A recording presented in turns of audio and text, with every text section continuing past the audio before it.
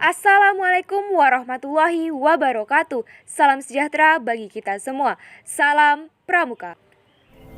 Sudah hampir 2 tahun dunia tengah menghadapi pandemi COVID-19. Adanya pandemi COVID-19 memberikan dampak besar bagi suatu negara. Dampak tersebut terjadi dalam berbagai bidang, baik dalam bidang pendidikan, politik, sosial, hingga bidang ekonomi.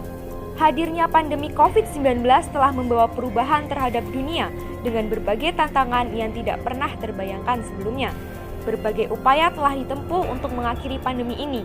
Namun, upaya untuk menghambat penyebaran virus COVID-19 tak dipungkiri ikut menghambat kegiatan perekonomian dan dampaknya terhadap tingkat kesejahteraan sosial semakin dirasakan masyarakat. Kami akan berusaha untuk mengulik informasi lebih dalam mengenai dampak pandemi COVID-19 dalam bidang ekonomi, berdasarkan informasi dari berbagai sumber, serta turun langsung ke lapangan untuk melihat keadaan secara nyata. Langsung saja, saya sapa reporter kami yang tengah berada di lapangan dengan Kak Sofi Isabella dan Kak Rizka Agustin, dipersilahkan. Baik, saya sudah berada di lokasi pedagang somai jamur yang akan saya wawancarai.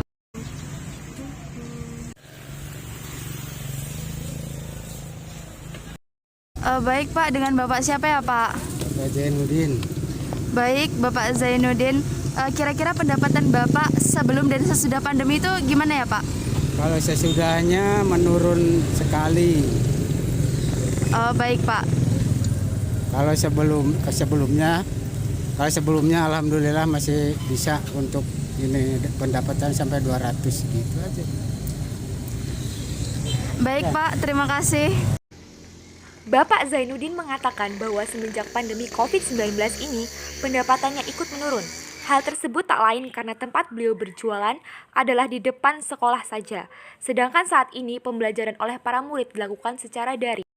Saat ini saya sedang berada di pangkalan becak dan saya di sini akan mewawancarai salah satu pemilik becak. Bapak siapa? Pak Sanimin. Nah Pak, kan sekarang ini masih ada pandemi COVID-19. Nah untuk perjalanan Bapak untuk memberikan transportasi becak ini kira-kira menurun nggak Pak pendapatannya? Menurun itu. Itu karena apa ya Pak? Ya nggak banyak yang naik tuh loh. Karena takut ini ya Pak, masih ada PPKM, ada jarak sosial gitu ya Pak? Iya ya. Baik Pak, terima kasih Pak. Iya ya. Senada dengan Bapak Zainuddin, Bapak Sanimin, seorang penyedia jasa becak, ikut merasakan penurunan pendapatan seiring dengan imbauan pemerintah untuk mengurangi penggunaan moda transportasi umum dan melakukan social distancing. Berbanding terbalik dengan Bapak Zainuddin dan Bapak Sanimin yang mengalami penurunan pendapatan, jasa pengiriman JNT Express justru mengalami peningkatan yang cukup signifikan semenjak pandemi COVID-19. Meskipun sempat mengalami penurunan pendapatan saat awal pandemi, namun kini pendapatan JNT Express sendiri mengalami kenaikan sebesar 40% dari hari normal. Hal tersebut diperkirakan terjadi karena meningkatnya daya beli masyarakat melalui media sosial seiring imbauan untuk tetap di rumah saja. Serupa dengan JNT Express, toko apotik juga merasakan peningkatan pendapatan semenjak pandemi COVID-19. Kebutuhan masyarakat untuk tetap menjaga tubuh agar tetap bugar dan terhindar dari COVID-19 membuat masyarakat berbondong-bondong untuk mencari vitamin dan suplemen atau memenuhi kebutuhan obat lainnya. Hal tersebut yang membuat omset pendapatan apotik mengalami peningkatan yang cukup signifikan semenjak pandemi COVID-19 ini.